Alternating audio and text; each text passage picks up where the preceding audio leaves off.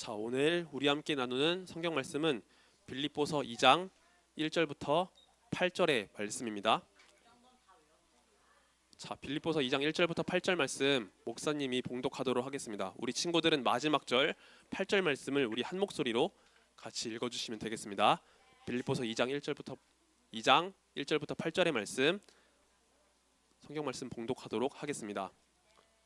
그러므로 그리스도 안에 무슨 권면이나 사랑의 무슨 위로나 성령의 무슨 교제나 긍휼이나 자비가 있거든 마음을 같이하여 같은 사랑을 가지고 뜻을 합하여 한 마음을 품어 아무 일에든지 다툼이나 허영으로 하지 말고 오직 겸손한 마음으로 각각 자기보다 남을 낮게 여기고 각각 자기 일을 돌볼 뿐더러 또한 각각 다른 사람들의 일을 돌보아 나의 기쁨을 충만하게 하라. 너희 안에 이 마음을 품으라. 곧 그리스도 예수의 마음이니 그는 근본 하나님의 본체시나 하나님과 동등됨을 취할 것으로 여기지 아니하시고 오히려 자기를 비워 종의 형체를 가지사 사람들과 같이 되셨고 함께 읽습니다. 사람의 모양으로 나타나사 자기를 낮추시고 죽기까지 복종하셨으니 곧 십자가의 죽으심이라. 아멘. 네, 이 시간에는 우리 다윗 찬양대의 찬양이 있도록 하겠습니다. 자, 여러분 여기 보면은요, 자 왕의 모습이 있습니다.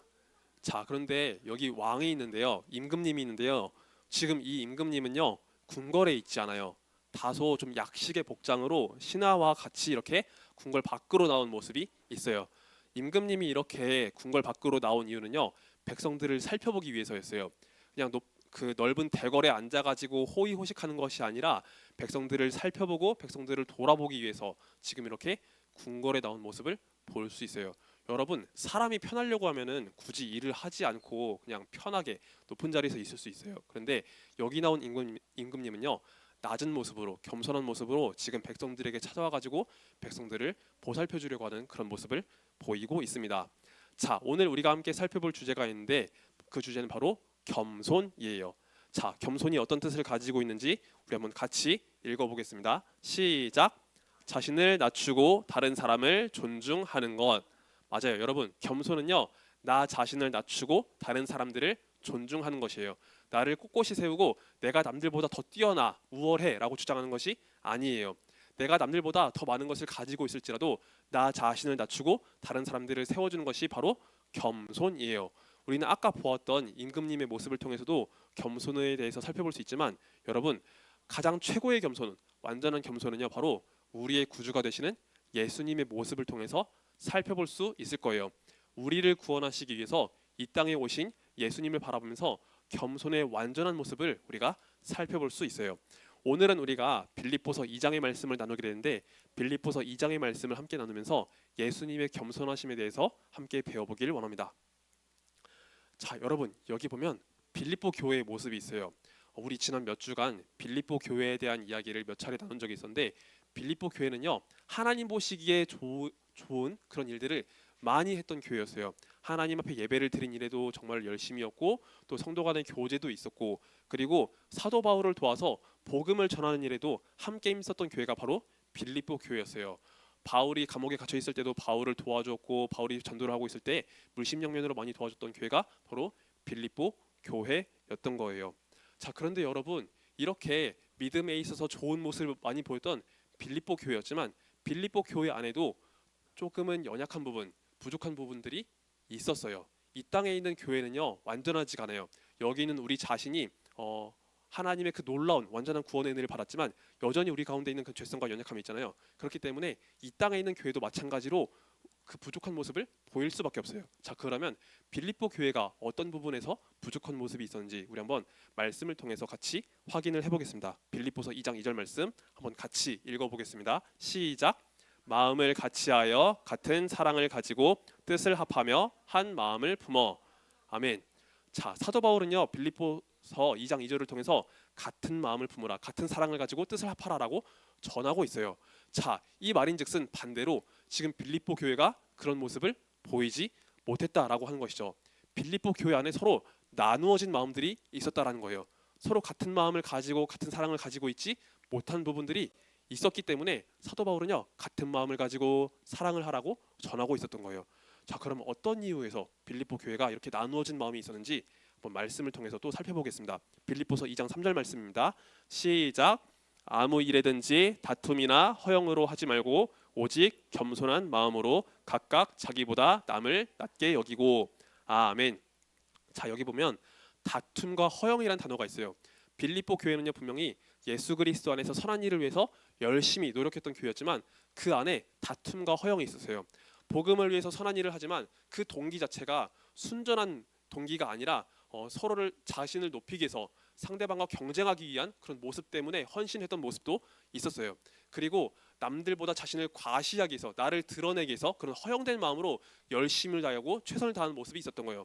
순전한 동기를 가지고 정말로 예수님을 향한 사랑을 가지고 복음을 위해 충성했던 사람들도 있었지만 그러지 못한 동기를 가지고 그렇게 열심을 다하고 최선을 다하는 모습도 있었기 때문에 다툼과 허영으로 그런 헌신을 하는 일들이 있었어요. 그렇기 때문에 교회가 하나 되지 못한 모습들이 있었고 그 안에 나누어진 마음들이 있었던 거예요.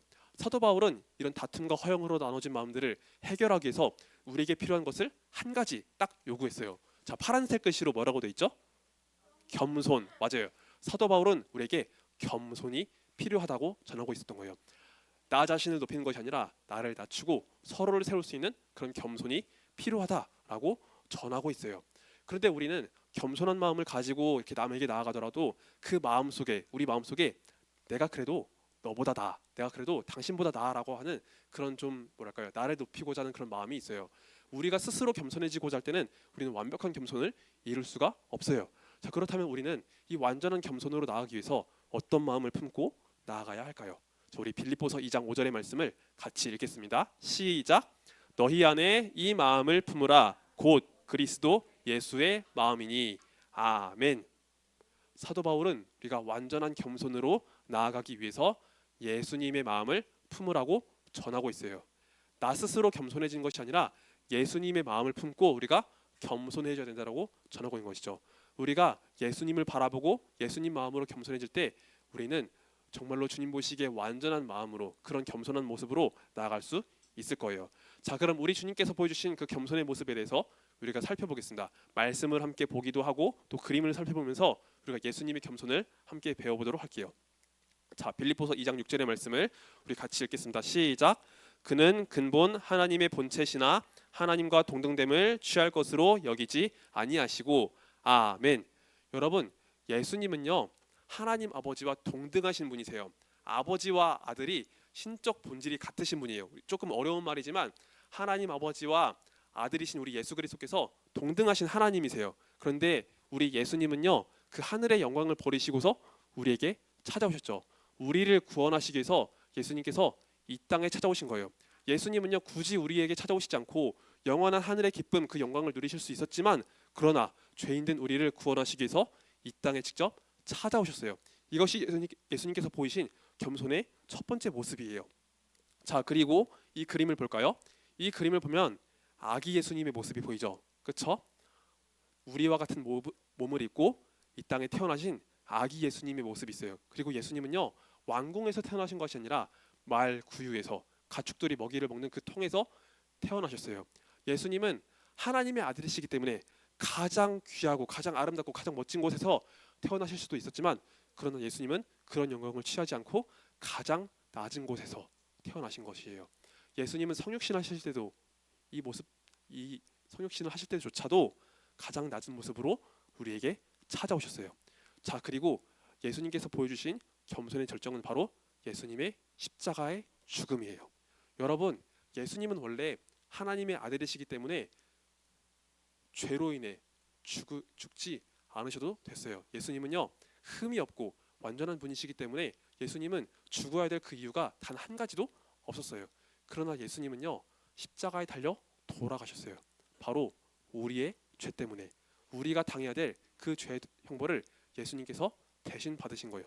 우리를 죄에서 구원하시기에 예수님께서 우리 대신 이 십자가를 짊어지시고 돌아가신 거예요. 예수님은 죽기까지 순종하셨고 죽기까지 그 겸손한 모습을 우리에게 보여주셨어요. 그래서 우리는 이 완전한 겸손의 모습을 바로 예수님 안에서 찾아볼 수 있답니다.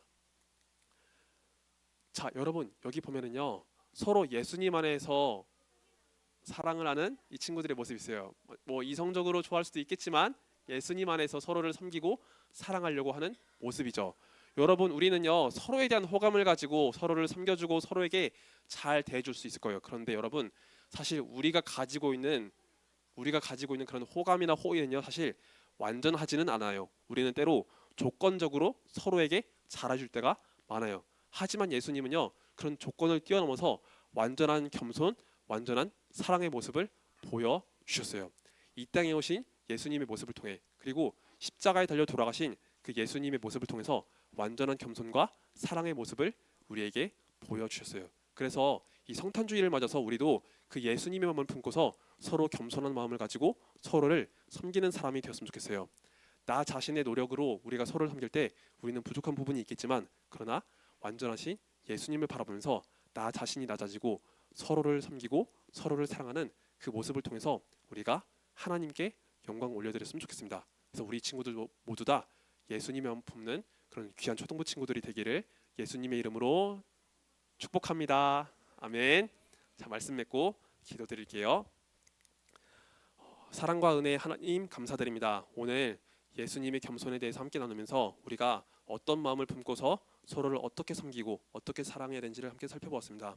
주님, 우리를 살리시기에 모든 것을 내려놓으신 우리 예수님 바라보면서 우리도 겸손한 마음을 가지고 서로를 섬길 수 있도록 은혜를 내려주옵소서.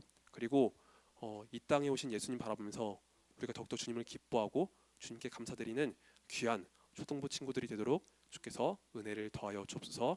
주님 감사드립니다. 이 모든 말씀 살아계신 우리 구주 예수 그리스도 이름으로 기도하옵나이다. 아멘. 자, 우리 함께 주기도문으로 예배를 마치겠습니다. 하늘에 계신 우리 아버지여, 이름이 거룩히 여김을 받으시오며 나라가 임하옵시며 뜻이 하늘에서 이룬 것 같이 땅에서도 이루어지이다. 오늘날 우리에게 일용할 양식을 주옵시고 우리가 우리에게 죄 지은 자를 사하여 준 것 같이 우리의 죄를 사하여 주옵시고 우리를 시험에 들게 하지 마옵시고 다만 악에서 구하옵소서. 대개 나라와 권세와 영광이 아버지께 영원히 있사옵나이다. 아멘.